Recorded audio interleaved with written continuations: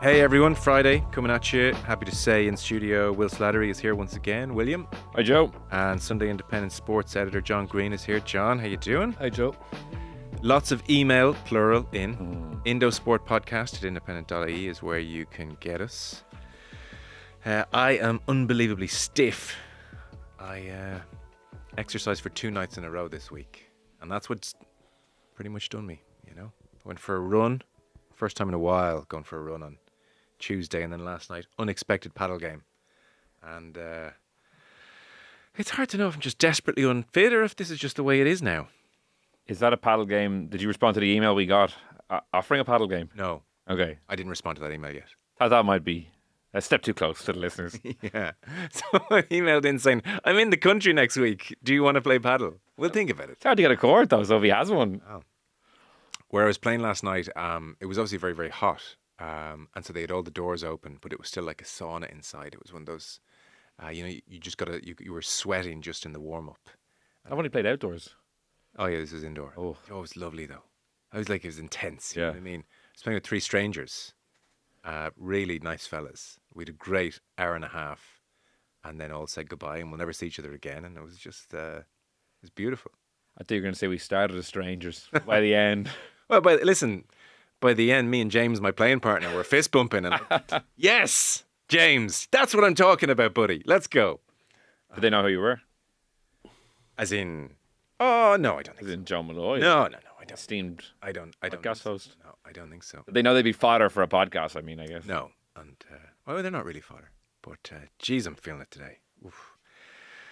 You know, even when I went for the run, I was like, why is my shoulder hurting? You know, I get my hip. I can live with the hip pain. Why is my shoulder sore? Like, what is this? John, what's happening? I mean, what's going on here? I don't know, because I've got a few years on you, and I can't run at the moment. My knees are just... I've never had knee trouble, and then for the last few months, knee trouble out of nowhere. So I'm just... while you were sweating in an indoor paddle arena, I was in the sea, trying to make it to the third buoy. Yeah. It's cruel, isn't it? Yeah. Yeah, because the mind wants it more than ever. The body says. And then we were just talking about Sean Boylan beforehand, and I was like, I'm going to go and see him. Just Sean, put your hands on me. Let him lay his hands on you. The man is an absolute genius. I want to know, is it spiritual? Like, do I need like to expunge something, you know, like a darkness inside me, or is it just no? You're 40. I was interested when you said that to John beforehand. You were like, I don't need to find out if this kind of void is existential. I was like, geez, do you have a void? I don't know if I do, but I just like a happy guy. I'd be big on mind, body. It's all interconnected. You're carrying your stresses, you know, all of that kind of stuff. I think. I just feel Sean Boylan would be one of those people that might, be able to sense these things as opposed to my local physio. I did notice you seem to be wearing new runners. Yeah. That could cause some physical issues if you're not fully adjusted. It predates the runners. Ice white trainers. Yeah, they are very white. Comically white, actually. I'm only noticing them now. There's a glare. I need the sunglasses. So anyway, that's me. There's an email in about the FRC, which I read and I totally agreed with. I have the same experience with the FRC. So it said, hi all, you're no doubt getting lots of emails regarding the football championship, but I really feel we just haven't given enough credit to the FRC and the scale of the change. Casual GA supporter, found myself like Manny drifting away from the championship, flicking the TV channel when it was on. However, last weekend, the complete opposite. Every game better than the last. Matches which I would normally have little interest in, I was glued to. I think the work of the FRC is pretty much unprecedented. When has any Irish institution or part of society implemented such a radical change, positive, to this degree? Maybe the smoking ban? I'm struggling to think of others. What was it that made these changes work so well? Or was it just that football was so bad for so long that change was going to be welcome regardless? But even change being welcomed is one thing. Making sure the changes work is completely different. Are there wider lessons, or God forbid learnings, about how to approach change? Sandbox games, testing, tweaking, garnering support, implementation, etc. Or is the answer to simply appoint Jim Gavin as national dictator and all will be okay? Next job for the FRC, the housing crisis. Or am I over-egging it completely? Which, of course, is very possible. Kind regards, Rob in Cork. Rob, I replied to you and I said in the email that if I am talking to anybody about Gaelic games on a daily basis, I will say to them, I just can't get over how well it's gone. It's incredible. The only thing that's wrong with that email is saying the FRC don't get enough credit. I feel like they're getting loads and loads of credit every week. I feel the matches should have a ticker tape along the bottom saying, Jim Gavin, thank you, at all times. Like I don't think you can say it enough. I'm blown away by what an unqualified success it's been. I put my hand up. I didn't think it would be as big a success as it was. I thought it was too much too soon. Turns out I was wrong. It wasn't too much too soon. I thought it couldn't work at club level. It is. I thought it definitely could not work at underage level. It is. It's exactly as that emailer said. It is an absolute unqualified runaway success. Anyone that sat down last week to watch Monaghan down on Sunday afternoon, there's absolutely no way you'd have got me to sit and watch Monaghan down last year. Absolutely no way. No. I wouldn't watch the highlights from the Sunday game of Monaghan. It was an absolute belter of a game. A belter of a game. I was only talking to a Monaghan man last night at aforementioned sea swimming who was at it, and he said it was just like a roller coaster ride. It was just thrilling to be there. Yeah. That is the point I agree with completely. Like, the Down Monaghan game was the real, like, we've arrived moment. Yeah. This is, as Jim Gavin say, have we self-actualised Gaelic football? Like, I sat down, I was like, not only am I watching a game I wouldn't have watched last year, I'm absolutely riveted. It was end to end, there was everything. And it's funny, there's two things in that email that I think I find agreeing with more than most. One is that there was just such a mood for change. I think everyone had accepted we can't keep watching this. We can't just keep putting ourselves through this. And the second thing is appointing Jim Gavin. All jokes aside, I know he said, make him the housing minister, whatever, but having him leading it just gave this immediately a sense of authority that, maybe, I think everyone came with a more, this could actually get over the line, or, we're definitely more open to it if it was just a kind of a GA bureaucrat, for want of a better word. Him coming into it immediately gave it a sense of legitimacy and agency that I don't know if anyone else would have been able to bring. I agree. To that, that's the exact point. That's the whole success of this. The changes were one thing, but it was an absolutely it was a political masterstroke to set this up the way it was set up and to do it the way it was done, because a year ago, 2 years ago, 3 years ago, there's no way this would have got through. There'd have been a sop. They'd have let a couple of things go through. Was it the 4 points for goal, the only thing that fell by the wayside before it even started? Everything else got through. Yeah. It was an absolute political masterstroke, and the GA is an extremely political organisation, and for it to be conceived and then executed the way it was done was a masterstroke at all levels. Yes, I'm not sure which I'm impressed by more, that they so brilliantly came up with these rules from a complete, blank canvas to identify these rules and unintended consequences and see around corners and how will they mesh together. That's one thing. And then, as you alluded to, Will, the political aspect. No leaks, no infighting, nobody going rogue from the FRC popping up on radio going, well, I think this whole thing's crap. And, it's such a tight house. But then even the communication, available for interview, them with their blazers at the Sandbox games on RTE. Like, if you'd said to me when they started the thing last year, will they get this through Congress, let alone will it work when they get it through? I always said, even getting this through Congress is going to be really hard. But they created this whole overwhelming, Congress can't say no to this atmosphere. It was really, start to finish, every aspect, amazing. Yeah, and the political side is one thing, but then obviously the rules and action in the league, they were completely fresh, and people were didn't really know what to make of them. And it was always a sense of, let's see how they bet him come championship time. And now that it's gotten to the championship, I feel like not only are the rules adding to the enjoyment, I do feel like it's kind of rewired players. I think that rewiring, obviously, over the course of the league, I feel like if you strip back, say, some of the rules now, I feel like there might be still a sense, maybe I'm being naive, that the Gaelic football, I know we've had a taste of it again. Would players really be willing to go back? It's interesting, to what we had to watch for the decade? Let's not test that. Yeah, let's not test that. I don't want to test it, but I feel like there's now been a bit of a rewiring, and this kind of like, I suppose, rediscovering of the joy of Gaelic football might just be kind of embedded in people again, which is great. Yeah. See, Colin Collins, who was on the FRC, said that in the last few days he said that he thinks that players and managers haven't actually learned to fully exploit the rules, and he thinks that, for instance, goal scoring being one of the areas where he feels there's more opportunities. He thinks in the run-in now to the All-Ireland final that he thinks it could go up another level again in terms of what we're watching. And if that's right, Colin Collins is a very good thinker in the game and a very astute thinker in the game. If he's right about that, well then, jeepers, after what we've seen so far. Yeah, well, look, you hate kind of sweeping takes, but I mean, we were it's kind of the best championships in forever. Yeah. Very long time, like it is, it's just that good.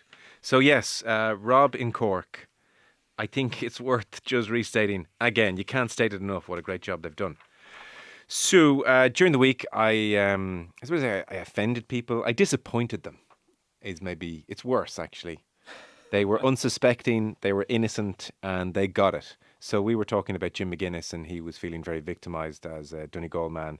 And I, in the midst of that conversation, was saying, Donegal are quite liked by everybody. And I was plucking, in the moment, I was trying to pluck for examples as to counties which maybe weren't liked. And the emails have flowed. Hi, Joe, as a Cork man. Exiled in Kildare. Declan, very welcome. For the past 20 years, I'm used to the anti-Cork stuff thrown around at times. The usual tropes, cocky, arrogant, full of yourselves. But when the esteemed host of my maybe former favourite podcast casually performs a drive-by on us with a simple Cork, not popular, well, that cuts deeper. I was walking the dog around the beautiful environs of Maynooth College at the time, listening to Bits and Bobs, when it stopped me in my tracks. It was so unexpected. I was lulled into a false sense of security. The discussion up to that point was about Jim McGuinness. And then, there it was. Cork. Not popular. A drive-by was also carried out on Meath, but I'll let them fight their own corner. Oh, they have. Don't worry. My dog, similar I'm sure to Triggs back in '02, knew something was up. A cloud hung over the rest of the walk, which is a pity as it was a lovely day. It was a head-scratcher. What had I or any Cork man done to Joe to deserve this? Sure, there can be an inflated sense of our own selves at time, but I understood this to be an endearing trait. It can't be down to any jealousy of our sporting achievements. 15 years since an All-Ireland travelled to Leaside, 20 years since Liam McCarthy darkened our door. It's your pity we should get, Joe, not your disdain. Anyway, my ask is this. Could you spare a few minutes to discuss who deserves the mantle of Ireland's most unpopular county, or counties if no consensus is achieved? If Cork is deemed to be one of those, I'll accept it with good grace and move on. But I do need reasons, Joe. And like most of my school reports, a detailed list of what I can do better. Yours sincerely, Declan. Declan. Another wordsmith. Come on in, Meath. Their representative is Paul. Firstly, avid listener, first-time emailer. I've been loving the podcast since your move. I'm surprised. I was surprised and confused was how he framed it. Is there a widespread distaste for Meath throughout the GAA community? Or is this the historical rivalry coming through from a Kildare native? I appreciate there was a historical dislike for Meath throughout the 90s and 2000s, Meath successes, and the widely held belief that Meath teams were rough, aggressive, and had a win-at-all-cost mentality. I don't think that was just a belief. I think that's a fairly cold, hard fact. But with little success over the last 20 years, I would have thought that this hatred would have been superseded by indifference. And he asks as well, as an aside, what are the most hated GAA teams in your opinion? For clarity, I'm a Meath man, live in Dublin. The teams I hate the most, Dublin, Saracens, Springboks and Liverpool. Keep up the great work. Regards, Paul. There we go. One of several, as you can imagine. I don't personally, I'm glad this came up. And even as I was saying at the time, I felt there would be a backlash. I don't personally hate Cork. I think I have a residual Meath thing as a son of Mayo parents in the 90s. You'll understand, Colin Coyle, looking at you. But I don't hate Meath really. And the 20 years of no success obviously does contribute to a certain indifference. And Cork, I don't feel much either way. I don't dislike Cork. The cocky thing is sort of... there's a lot of self-awareness about it. It's kind of a fun thing, whilst maybe a nub of truth being in there. I wouldn't say... Now, Declan's email, I want to preface my comment by saying, was very funny and well written. But I don't think there was a lot of self-awareness there if he thinks that people find it endearing. I think that Cork's arrogance is endearing. I think he's. I think there's a. There were a few little kind of betrayals contained in I it. think there was a wry smile when he was writing that. I hope so. Yeah. Yeah. What I was going for though was my perception. So it wasn't a personal. What you think the belief. general public? Yeah. But my guess was I was who does the county hate, and I for some reason Cork popped into my head for the cocky thing, and Meath for the. In my head, I saw those old school jerseys with the thin stripes, and a Meath fella throwing a dig at someone. You were going back to 1990 with your kind Yes. of. It was like Cork Meath after like their third final in 4 years. Like I feel like it was a time machine. To that. Yeah. But you see, and so the current version that should be the Dubs. Everyone hates the Dubs because so successful. But I don't know. I could be wrong here. I don't have the Dubs as hated by the country over the last 10, 15 years because the football was so good. If I to put myself in your shoes when you were trying to hypothesize on the country's opinion, I would say Dublin are definitely the most hated county generally, not just in Gaelic football, but just generally as a whole in the country. I would say that's by far. You're nodding like you agree. I'm looking for you to expand on that. It's just a capital city. Like I feel like you throw in some of the conversations we had around Leinster. A lot of people are directing that to like say South Dublin. You mentioned Dublin's Gaelic football team, obviously not maybe as successful now, but go back 2-3 years when they'd won, 9 All-Irelands out of 12. They were the most dominant team. There's a perception they had more money than everyone else, so their population advantages. We're just going to kind of regurgitate a team after team after team. They're going to dominate the Gaelic footballing landscape. Just feel like a lot of that is kind of stuff. Yeah, maybe. There's a thing about, without betraying too much of it, I had a conversation with somebody this week, actually, a complete random conversation, and this person also happens to be from Longford, and we were just talking about the difference between, like in such a small country with a small population, with a pretty small land mass, how there are really definable, discernible, noticeable differences when you move from county to county in people, in the feel, in the vibe of a place. So I grew up in Longford, lived a little bit in Dublin, but have spent the last well over 20, whatever it is, 26, 27 years living in Meath. And when I moved there first, I noticed straight away a difference. And I noticed a difference in how people were about themselves, and I noticed a difference in the place that I was living in. And what I mean by that is I immediately found that compared to growing up in Longford, that Meath people carried much more confidence and self-assuredness than I had been used to growing up where I grew up. That was one thing. And two, I just noticed this sense of the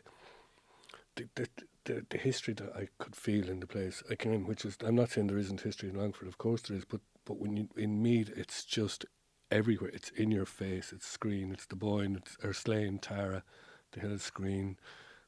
So not just footballing history, a general history. Sense. Yeah, history. Newgrange, all this stuff. All this stuff, right? Now I was living in the heart of that. What does Longford have? Yeah, Longford has like the Shannon, Cornhill. It has, I don't think nothing. The Shannon is Longford. Yeah, well, that's what we grew up with. But I'm just saying. I don't think the rest of the country would be like, you think the Shannon, you think Longford. Yeah. You don't think you just think of lowlands, Midlands. But like there was this sense of like the seat of the High Kings. It was, and I felt that translated into every aspect of life there. It translated into its farming, where the land was better and more ambitious. It translated into its football, where they were more confident and expected to win things. And I think if you move around the country, you find different expressions of how that county feels about itself. Donegal is a good example. People, for some reason, neutrals, have a likeness for Donegal. It's a beautiful county. We love the accent. We love the kind of the freeness and the free-spiritedness of the people. And that sometimes finds expression in its football teams. And watching the match last Sunday between Monaghan and Down, I found myself at one point explaining to my son, who's 14, watching the game, explaining to him about the traditions of Down football and how after all the years of watching what we've been watching, that what Down team that we were looking at was a representation of all that was good about Down football that dates back to the 60s when they were winning All Irelands, and how we're seeing that again. And we all grew up with the tradition of Down football, or the tradition of Kerry. Kerry's another example of a county where how it feels about itself can be expressed in its football team. I personally don't think there is a hated entity in GAA in the true sense of the whole country. Yeah, we all hate them. I think there are intense local rivalries. There are pockets of the Kilkenny and Tip. You know, Yeah. if we were this was a local Kilkenny podcast, we'd be like, well, obviously Tip are the most hated team in the country. You know, but I don't sense it. Is there a sense that this is like a cliched answer? And people will know from a recent bits and bobs, I love this county. I project them to dominate Gaelic football in the near future. But Tyrone is probably the one county that is held up as maybe a kind of a boogeyman, or, you know, a county that maybe would do anything to win, like maybe in a Mead back in the day. Maybe. I feel like Tyrone get a lot more heat when they do something wrong than like any other county would. Possibly true. Like something that if another county did, we might not. Like if Tyrone were involved in the Armagh Donegal scenes at the end of the Ulster final, I do feel like people would have been taking that up a notch a bit more and saying that was a real disgrace. That's possibly true. But maybe I'm just projecting that. Albeit, I think there's great affection for that 03-08. Yeah, no, I wouldn't deny that that's either. what I was going to say. Yeah. There was a huge outpouring of when they won those All Irelands, and Peter Canavan was incredibly popular. Yeah, no, footballer, so. yeah, I wouldn't disagree. It's there's no science to it. It kind of, Yeah. you know, I grew up in a time when you know, Cork just seemed to always win. You know, you watch. It was like watching Liverpool playing football. They just always seemed to win, and you know that would kind of stick with you, and you'd want somebody else. So that it's so ingrained in me that I find even now when I was watching Limerick and Cork, I was kind of slightly hoping Limerick would win. Still looking on Limerick as the underdog. Because of years and years of not winning. Yeah. And, you know, it moves. Like I think it moves. I think certain teams could definitely be hated in the moment, but I don't think a county is. And my Cork Meath thing definitely is going back to that kind of time. Well, that was one of the most, that was really probably one of the most toxic rivalries at the time in the history of, like, the toxic relationships between the players was a genuine thing. And it's festered for years. And it was only when, do you remember when, what was the Cork goalkeeper's name, who died? John Kearns.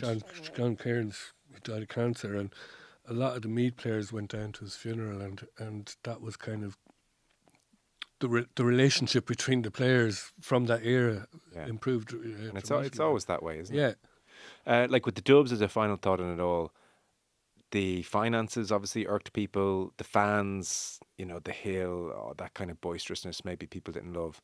But I mean, the whole country watched Jack McCaffrey run the pitch and kind of loved him. You know, I think the team had a lot to offer, the neutral. I don't think, the resentment of the success, but I really don't think people hated Cluxton, McCaffrey. I'm from Kildare.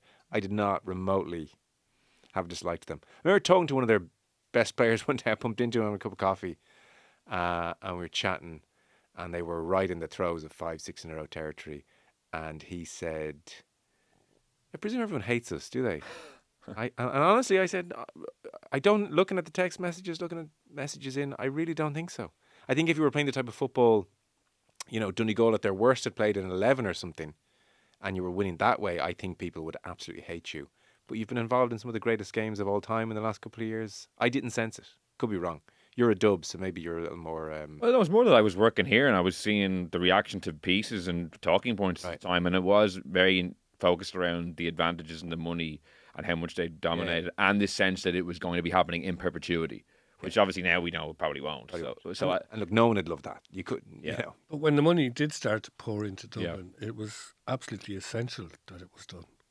Like for the future of football and hurling on the ground in Dublin. I mean, it's not that long ago when you think back where it was genuinely a crisis. And I agree with Joe. I think, there might have been a little bit of resentment or something, but I mean, it was very hard not to admire the standards that they brought, and the fact that they had a generation of footballers who were just simply outstanding. Yeah. No, I do you know what? I stand by what I said. Cork and Meath. Lions Fever's grip Dublin. I saw a lot of Lions jerseys knocking around today. I've been in the Superstore twice, the pop-up Superstore. Right. It's on my way home from work, so I've walked by it twice, and I can't walk by. I wanted to gauge. I didn't even know there was a pop-up Superstore. The Fever pitch. It's beside the Stephen's Green Shopping Centre where the well used to be. So I wanted to gauge the Fever pitch levels. And Is it very expensive? building, it's no more expensive. You might have to think, oh, everything is going to be outrageously priced. It's in keeping with what they charge for, jerseys, jackets, t-shirts for any kind of sports team now. So Yeah. Well, obviously the game is on this evening in Dublin, and people have travelled over. I guess it's kind of a fun thing to do. And Joe Schmidt has, if you look at the headlines, it's even on the back page of our paper today. That the Lions respond to Schmidt and what he has had to say about Bundyaki and Sione Tupelutu as the Southern Hemisphere Centre Partnership. And so you have Richard Wigglesworth coming out saying, he was doing the press conference put to him. I don't know if they're questioning their commitment. Everyone has earned the right to pull on the jersey. We're so proud to have them here. Not about your background or how you got here, etc. We've got great men, great players. So it's a kind of, war of words would be strong, but it's something. I was curious just to hear the context of what Schmidt had to say. So here he is. This is a little media scrum. We'll include the question. They are getting together for camp now. They're gearing up for the first test as well. They'll play Fiji in 2 weeks' time. And so most of the conversation is about Australian media, and then somebody asks him specifically about the centre partnership. You finally got to look at the Lions team sheet, which I'm sure you'd be poring over. I don't know how much. What do you see in that team sheet in the centre pairing in particular? They've gone with some power there. Yeah, the Southern Hemisphere centre partnership will be pretty formidable, I think. Obviously, I coached Bundy for a lot of years and know him really well. Respect him massively as a player and a great contributor to the team environment. And Sione, I've only had glancing conversations with, but again, by all accounts, a champion bloke. You don't get to be captain of a national team without being a great bloke and a really professional sort of high performance athlete. So those two together, that'll be really interesting. I think probably what was most disconcerting in looking at that was the comments from Andy Farrell at the end saying, we'll have everyone back fit within the next week. Because I wouldn't have minded if a couple of those guys were missing that I know quite well. To be honest, they're pretty good players. I see Tig Furlong on the bench. So I hadn't seen Tig play for a while, and I know the quality of player and person he is. So, look, I think it's fantastic for the series, to be honest. We want the best over here to try to get the best out of ourselves and to get the best support from the public and how we try to match up to them. Doesn't strike me as a guy trying to start something there. It's Definitely not. conciliatory all the way, isn't it? It's it might be a little bit of there might be a small bit of shithousery in there, but if there is, it's it's a smidgen of it. Yeah, the guy who gave Bundyaki his debut to now be calling out the residency rule is a little bit unfair. And he knows that. Yeah. I did. When I first read the comments, I thought, well, maybe he was in some kind of corporate environment where he was talking to somebody who doesn't know much about rugby, and so the Southern Hemisphere mention was by way of exposition, just to kind of give you a bit of background. I think that comment is probably deliberate, and it's just planting a seed. Maybe, because now it's not what I thought. It's that was a very charitable guess at what was going on, because he is asked by. It's a very rugby press conference, a rugby journalist asking about that partnership. He doesn't need to explain to that journalist it's a Southern Hemisphere centre partnership. So he is including a little bit extra there. So I'm maybe 5% less inclined to give him a total benefit of the doubt. Maybe he's so good at mind games. He doesn't. It's so subtle, and he so knows the media will pick up on that thing that he almost leaves you wondering, did he mean it in a bad way? Well, it's the starting point. Is it inflammatory to describe them as a Southern Hemisphere partnership?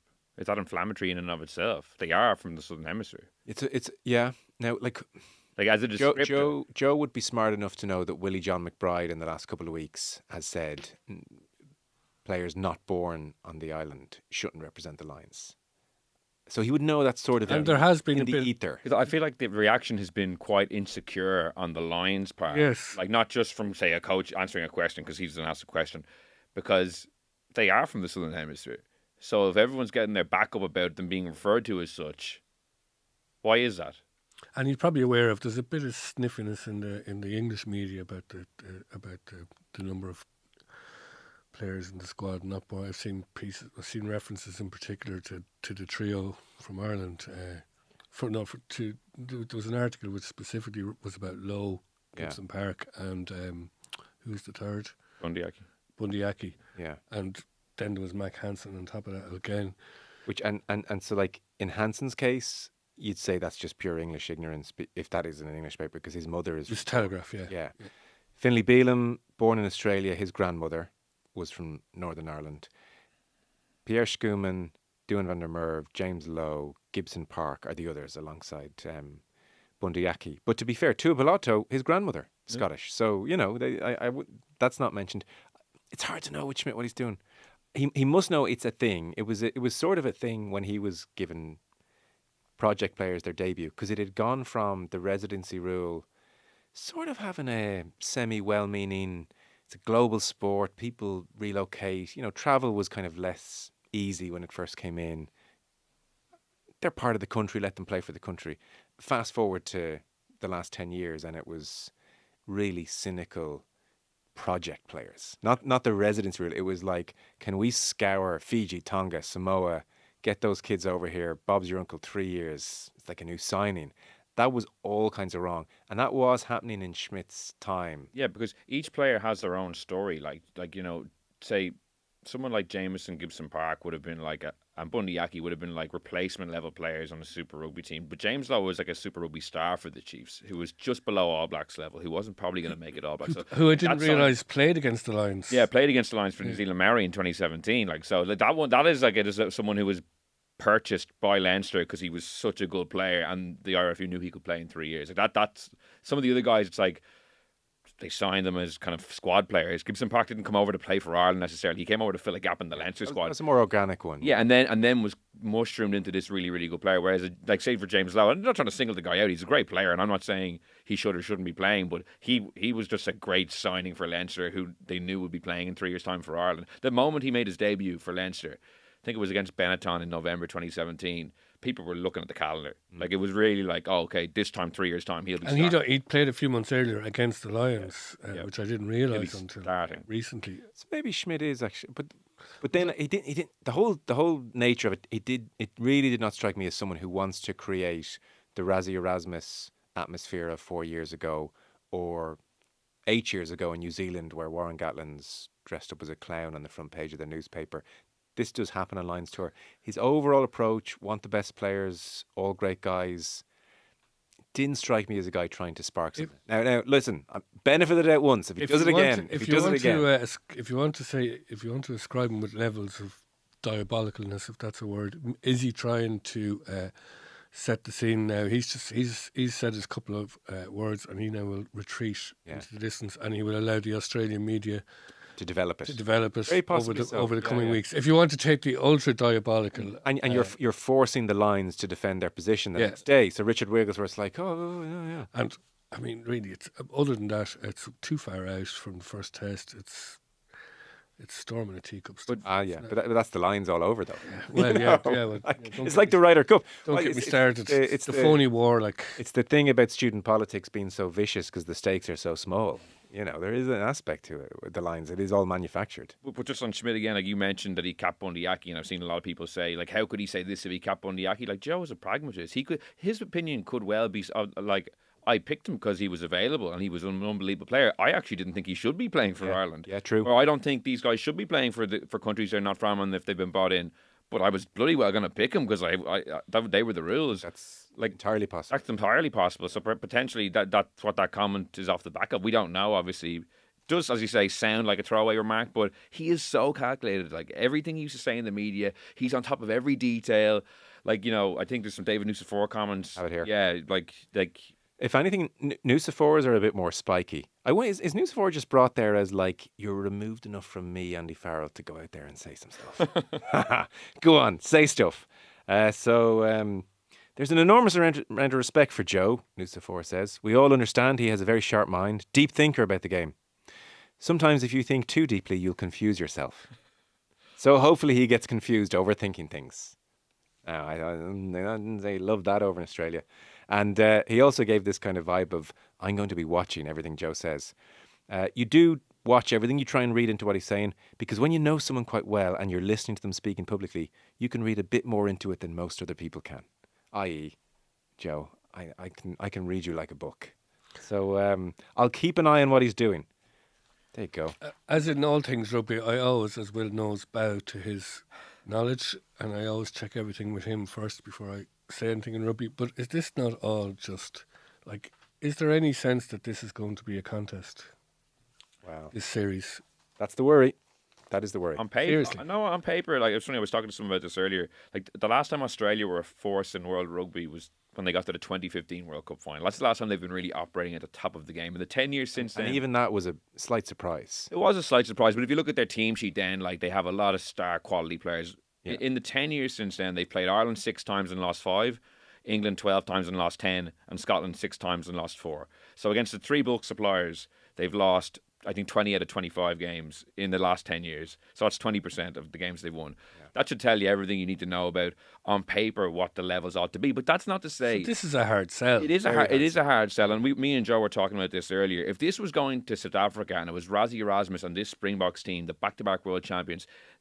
it would be fever pitch. It really would. And even the 2021 Lions tour that you completely dismissed with Rob Kearney yesterday, and I don't think you were wrong to do that, because in the COVID bubble, it did feel so at odds to what the Lions experience ought to be.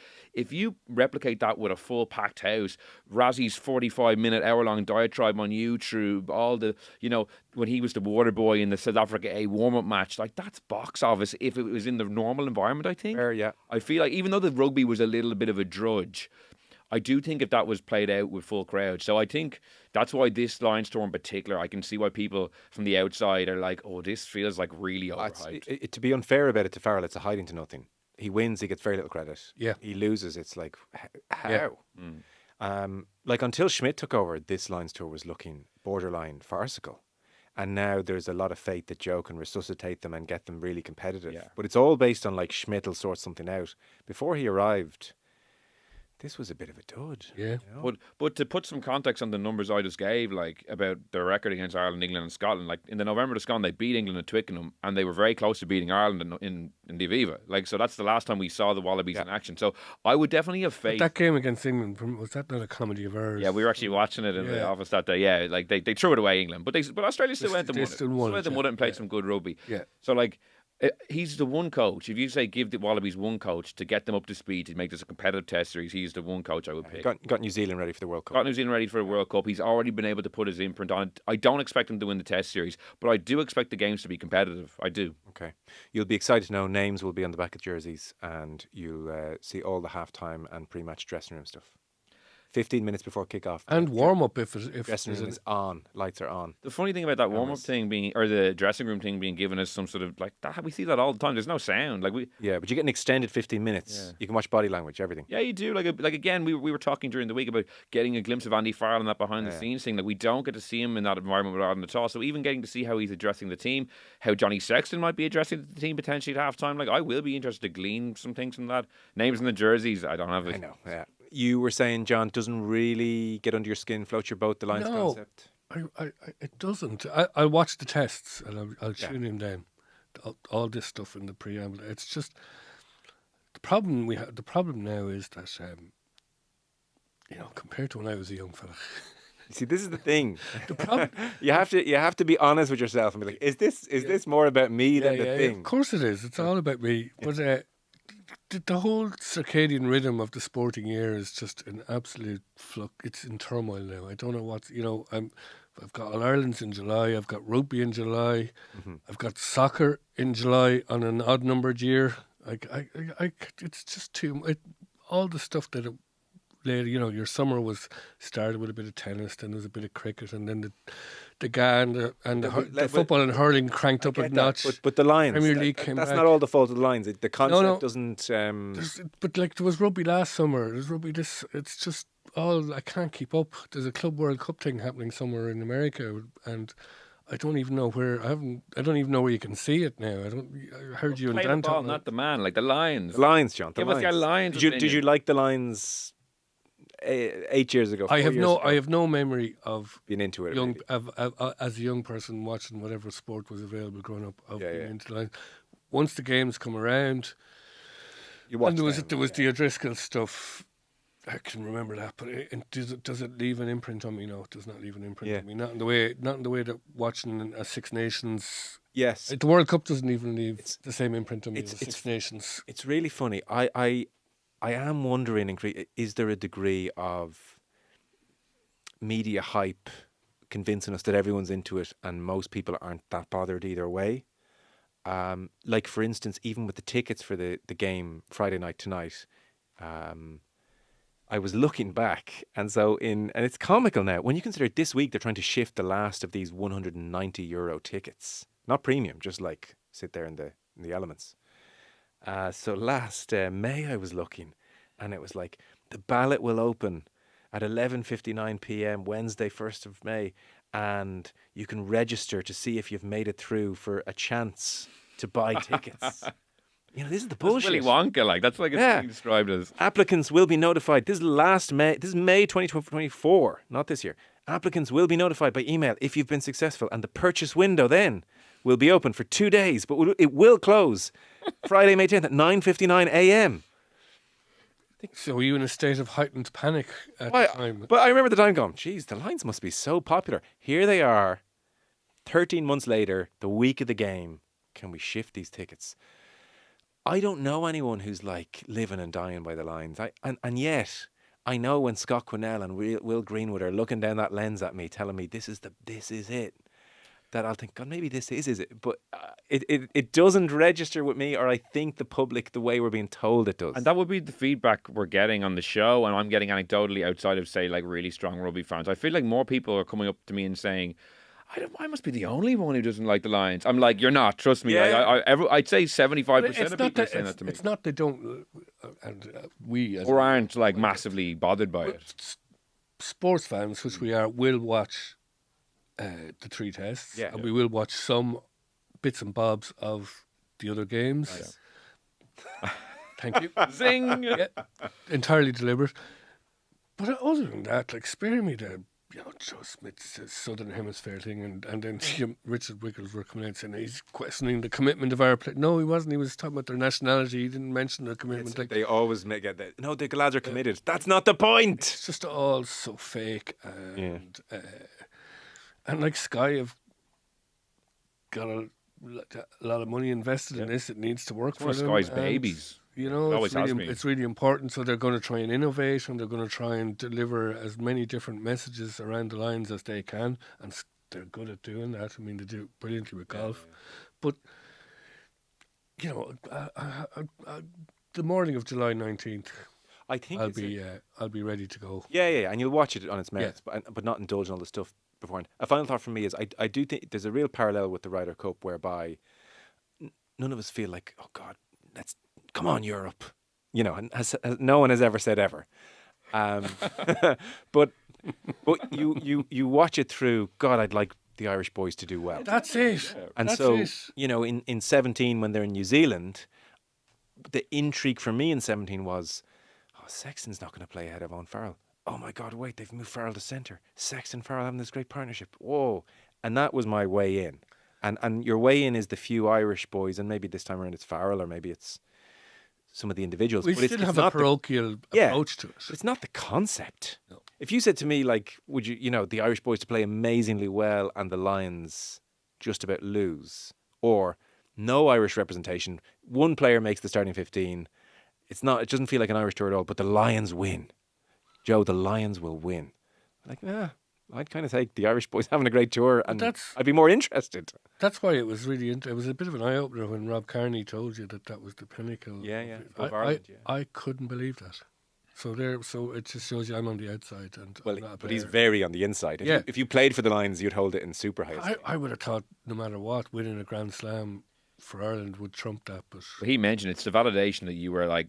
He said in both tours there was only 2 fullbacks selected. You're one of the best 2 fullbacks. Yeah, it's a big thing. That's like this, and he did mention that it was like a personal ego thing. Like, that's different to being like starting for your country. You're being told you were one of the best. Yeah.